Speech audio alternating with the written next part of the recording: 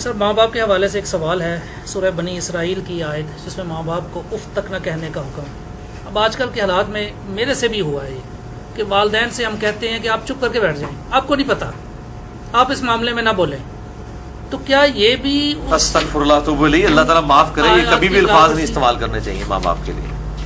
اچھا سوال کریں آپ؟ سوال یہی ہے کہ کیا یہ ایسا کہنا بھی ان آیات کی خلاف ورزی ہے؟ سرکار یہ سب سے بڑی خلاف ورزی ہے، یعنی باقی تو اس سے چھوٹی ہیں جو منع کی گئی ہیں۔ قرآن جو منع کر رہا ہے، یہ 10 کمانڈمنٹس میں میرا مسئلہ نمبر 77 ریکارڈڈ ہے، سورہ بنی اسرائیل میں آیت نمبر 23 سے 39 تک کل 17 آیات میں 10 کمانڈمنٹس ہیں جو تورات اور انجیل میں تھیں اور قرآن میں بھی آئیں۔ اعوذ باللہ من الشیطان الرجیم۔ وَقَضَىٰ رَبُّكَ أَلَّا تَعْبُدُوا إِلَّا إِيَّهُ، اور تمہارے رب نے یہ بات طے کر دی تھی کہ مت پوجنا کسی کو سوائے اس کے۔ پہلی کمانڈ تھی توحید، دوسری وَبِالْوَالِدَيْنِ إِحْسَانًا، اور ماں باپ کے ساتھ احسان کرنا۔ قرآن حکیم میں کم از کم 4 مقامات پہ توحید کے فوراً بعد اللہ تعالیٰ نے ماں باپ کا ذکر کیا، اور اس کا ضربہ سلام ایپیکس یہ ہے سورہ بنی اسرائیل، اس سے زیادہ کہیں نہیں ڈیٹیل آئی ہے اور نہ سینسٹیویٹی کا لیول۔ اما یبلغن عندک الکبر، اگر وہ پہنچ جائیں تمہاری موجودگی میں بڑھاپے کی حالت کو، احدہما او کلاہما، چاہے دونوں میں سے ایک چاہے دونوں۔ وہ صحیح مسلم میں حدیث ہے، آپ صلی اللہ علیہ وآلہ وسلم نے فرمایا کہ برباد ہو جائے وہ شخص جس کو ماں باپ دونوں یا دونوں میں سے کوئی ایک بڑھاپے کی حالت میں ملے اور ان کی خدمت کر کے جنت نہ کما سکے۔ یہ صحیح مسلم میں ہے، مسلم میں تو اتنی ہی ہے، لیکن ترمذی کے اندر اور مستدرک للحاکم میں وہ بڑی ڈیٹیل حدیث ہے کہ آپ صلی اللہ علیہ وآلہ وسلم 3 سیڑھیاں چڑھے، پہلی سیڑھی پہ فرمایا آمین، پھر دوسری پہ آمین، پھر تیسری پہ آمین۔ پوچھا گیا تو آپ فرمایا کہ جبرائیل علیہ السلام آئے تھے، انہوں نے کہا کہ آپ اللہ کے رسول صلی اللہ علیہ وآلہ وسلم میری دعا پہ آمین کہیں کہ برباد ہو جائے وہ شخص جس کے سامنے آپ کا ذکر ہو اور وہ آپ پر درود شریف نہ پڑھے، اللہم صلی علی محمد وعلی آل محمد۔ تو میں نے کہا آمین۔ پھر انہوں نے کہا کہ برباد ہو جائے وہ شخص کہ جس کو ماں باپ یا دونوں یا دونوں میں سے ایک کو بڑھاپے کی حالت ملے، ان کی خدمت کر کے وہ جنت نہ کما سکے، میں نے کہا آمین۔ اور تیسرا، برباد ہو جائے وہ شخص جس کو رمضان کا مہینہ ملے اور وہ اپنی مغفرت نہ کروا سکے، آپ نے فرمایا آمین۔ مختلف طریق میں یہ ترتیب ڈیفرنٹ ہے، بہرحال یہ تینوں باتیں۔ اور مسلم شریف میں اتنے الفاظ ہیں، وہ صحیح مسلم میں ہے کہ برباد ہو جائے وہ شخص جس کو ماں باپ دونوں یا دونوں میں سے ایک بڑھاپے میں ملے اور وہ ان کی خدمت کر کے بخشش نہ کر سکے۔ یہ تو ایک ہے، یہ سائملٹینیس کنٹراسٹ۔ دوسری طرف یہ ہے کہ اگر وہ پہنچ ہی جائیں تمہارے سامنے دونوں یا دونوں میں سے ایک بڑھاپے کی حالت میں، فلا تقل لہما اف، ان کو اف تک بھی مت کہنا۔ اف کی ٹرانسلیشن پنجابی میں ہو سکتی ہے یہ آپ کہہ رہے ہیں کہ جی تسی یہ کہو جو چپ کر کے بیٹھے رہو، تانوں نہیں پتا، یہ تے اللہ دے بندے ہو، یہ تے گال ہے، اللہ دے نزدیک تو اتنی بڑی یہ چیز ہے۔ اللہ تو کہہ رہا ہے کجروی سے یہ بھی نہیں کہنا ہو، یعنی وہ بات کر رہے ہو اور آپ ان کو صرف اتنا رسپانس کرتے ہیں بس ایویں لگا ہوئے، یہ بھی نہیں، جملہ بھی نہیں بولتے، آپ کہتے ہیں ہاں تاک لے، یہ اس کو منع کیا گیا ہے، وہ تو بہت بڑی بات ہے۔ ان کو اف تک بھی مت کہنا، ولا تنہرہما، اور ان کو مت جھڑکنا، وقل لہما قولا کریما، اور بات بڑی نرمی سے ان کے ساتھ کرنا، واخفض لہما جناح الذل من الرحمہ، اور اپنے عاجزی کے ساتھ کندھے جھکا کے رکھنا ان کے سامنے۔ یعنی آپ غیر اللہ کے سامنے جھک نہیں سکتے اتنا کہ آپ کے ہاتھ گھٹنوں تک لگ جائیں، ماں باپ کے سامنے بھی آپ اتنا جھکیں کہ ہاتھ گھٹنوں تک نہ لگیں، یعنی حالت رکوع نہ بنے۔ اس سے پہلے یعنی آپ نے ایسے ان کے سامنے رہنا، جی ابا جی، جی امی جی، اس طرح اپنے عاجزی کے ساتھ کندھے جھکا کے رکھنا۔ وقل رب ارحمہما کما ربیانی صغیرا، اور ان کے لیے دعا کرنا ہے رب ان دونوں پر رحم فرما جس طرح بچپن میں انہوں نے مجھے رحم کر کے پالا تھا۔ اور یہ وجہ بھی بتا دی کہ بچپن میں چونکہ انہوں نے پالا ہوا ہے، سب سے لاچار انسان کا بچہ ہے۔ بلی کے بچے کو آپ اس ٹیبل پہ رکھ دیں نیچے نہیں گرے گا، اور انسان کا آپ سال کا بچہ بھی رکھ دینا، وہ اگر کروٹ لیتا ہے تو گر پڑے گا، اس کو نہیں عقل کہ میں نے نیچے گرنا ہے یا نہیں گرنا۔ اتنا لاچار ہے انسان، اسی لیے انسان کے ماں باپ کو اتنا حق دیا گیا، چاہے وہ مشرک ہی کیوں نہ ہو۔ دنیاوی معاملے میں ان کے ساتھ معروف طریقے سے چلنا ہے۔ یہ حضرت لقمان کی جو نصیحت ہے، میرا بھی وہ لیکچر بھی ریکارڈ ہوا ہے، مسئلہ 176 میں نے بتایا۔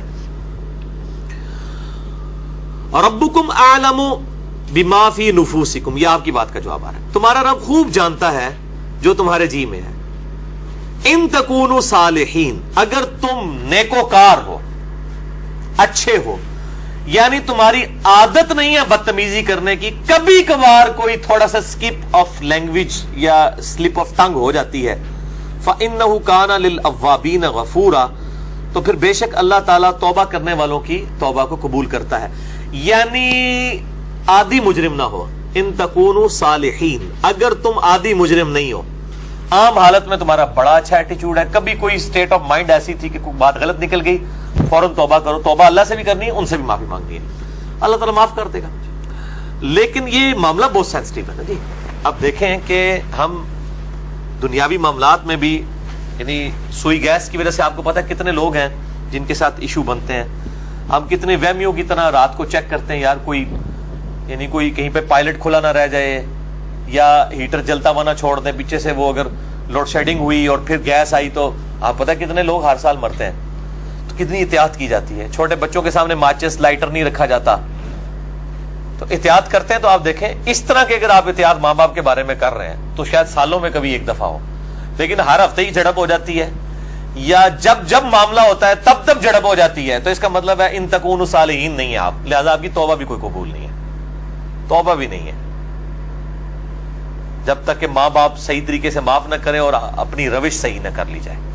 تو اس میں یہ بہتر، یہ میں نے بھی دیکھا ہے، مطلب میرے بھی ایک بڑی ایکسٹروورٹ نیچر ہے، تو مطلب بعض اوقات ماں باپ کو یعنی ایک بچپنے کی طرف، سورہ حج میں آتا ہے کہ اللہ تعالیٰ رذیل عمر تک لٹا دیتا ہے کہ کئی چیزیں جاننے کے بعد کچھ نہ جانے. بوڑھے اور بچے برابر ہوتے ہیں. میری بھی یعنی الحمدللہ دادی ماں کی عمر 90 سال ہو چکی ہے. میں یعنی آج سے 10 سال پہلے دیکھتا ہوں اور اب ان میں کافی فرق آیا. یعنی بالکل بچوں والی آتے ہیں، چھوٹی چھوٹی بات کو مائنڈ کرنا. تو میں اپنے ماں باپ کو بھی سمجھاتا رہتا ہوں، وہ ابھی بھی ان کے ساتھ اسی طرح مقابلہ کر رہے ہوتے ہیں ادب کے دائرے کے اندر. تو میں ان کہتا ہوں ان کے ساتھ مقابلہ بنتا ہی نہیں ہے. جیسے چھوٹا بچہ تو آپ کو 5 دفعہ پوچھے گا کہ بابا یہ کیا ہے، تو آپ بتائیں گے پیار سے، پھر اس کی بھی آگے سے وہ کیڑے نکالے گا. تو اب وہ کئی بار بھول جاتی ہیں، مجھ سے بار بار پوچھ رہی ہوتی ہیں، تو میرے سامنے یہ آیات ہوتی ہے نا، تو میں وہ 10 دفعہ ایک بات اگر مجھ سے پوچھتی ہیں نا تو میں 10 بار جواب دیتا ہوں. میں یہ نہیں کہتا میں تو کل بھی دسیا سی، کیونکہ ظاہر ہے کہ اس عمر میں پہنچ کے رذیل عمر میں یہی کچھ ہو جاتا ہے. تو انسان کو یعنی بالکل پازیٹیو رہنا چاہیے، ڈرتے رہنا چاہیے، کیونکہ توحید کے بعد قرآن حکیم میں کم از کم 4 جگہ اللہ تعالیٰ نے ماں باپ کے حق کا ذکر کیا ہے، اور جنت اور دوزخ ڈیپینڈنٹ ہو گئی ہے. ٹھیک ہے جی، اس حوالے سے تو بہت احتیاط کرنی چاہیے. سر اب اگر ایسا ہو چکا ہو اور والدین سے معافی بھی نہ مانگ سکے انسان، اور والدین زندہ ہے؟ نہیں سر، ظاہر ہے معافی کی ضرورت میں نہیں مانگ سکتا نا اس وقت، ہاں. اس اسٹیج پہ. نہیں، بعض لوگ اس لیے بھی نہیں مانگ سکتے کہ وہ ماں باپ کو چھوڑ کے دوسرے ملک چلے گئے ہوتے ہیں. ہاں یہ بھی ممکن ہے. تو وہ کلیریفیکیشن ضروری ہے. دیکھیں ماں باپ سے اگر ایسا ہو گیا تو فوراً سے پہلے ماں باپ کے لیے دعائیں مغفرت کرے اور ان کی طرف سے صدقہ اور خیرات کرے. جیسا کہ سنن ابن ماجہ میں حدیث ہے کہ یہ صحیح سند کے ساتھ ہے کہ ایک شخص کے مرنے کے بعد جنت میں کچھ درجے بلند کیے جاتے ہیں. تو پوچھتا ہے اللہ یہ میں نے نیکی نہیں کی تھی، یہ کیوں میرے درجات بلند ہوئے؟ تو اللہ تعالیٰ فرماتا ہے تیری اولاد نے تیرے لیے استغفار کیا تو اس کی وجہ سے ہی تیرے درجات بلند. اولاد تو انویسٹمنٹ ہے. صحیح مسلم میں حدیث ہے کہ مردے کو 3 اعمال کا ثواب ملتا ہے. نمبر 1 صدقہ جاریہ، وہ ملنا بھی چاہیے، اس نے خود کیا. امام بخاری نے بخاری لکھی ہے، ثواب ان کو ملنا چاہیے. میری اب ویڈیوز ریکارڈ ہو رہی ہیں، میرے مرنے کے بعد بھی لوگ دیکھیں گے، اس کا ثواب مجھے ملنا چاہیے کیونکہ میں نے الحمدللہ اس پہ محنت کر کے اللہ کے لیے اخلاص کے ساتھ ریکارڈنگ کی ہے. تو میرا ہی عمل ہے، مجھے مل رہا ہے، مرنے کے بعد بھی ملے گا. نمبر 2 علم کی بات، جیسے امام بخاری نے اب صحیح بخاری لکھی ہے تو وہ علم لوگوں تک پہنچایا ہے، ان کو مرنے کے بعد بھی ثواب ملے گا. کسی نے مسجد کے اندر کوئی پنکھا لگوایا ہے، صدقہ جاریہ ہے، مرنے کے بعد ثواب ملے گا. اور تیسرا کہا گیا نیک اولاد. نیک اولاد جو دعا کرتی ہے، نیک اولاد جو صدقہ کرتی ہے. مسئلہ نمبر 74 میرا بڑے لوگ دیکھ چکے ہیں، 1 لاکھ سے زیادہ اوپر اس کے ویورز ہیں اور اس کے کلپس تو لاکھوں تک ہیں. اس میں نے بتایا ہے کون کون سے موڈ ہیں میت تک نفع پہنچانے کے. صدقہ و خیرات ماں باپ کی طرف سے کریں تو انشاءاللہ قیامت الدین اللہ تعالیٰ آپ کے ماں باپ کو آپ سے راضی کر دے گا. جب ان کو مرنے کے بعد آپ کی دعاؤں سے نفع ملے گا تو بڑے خوش ہوں گے کہ ہمارے بچوں نے ہمیں مرنے کے بعد یاد رکھا.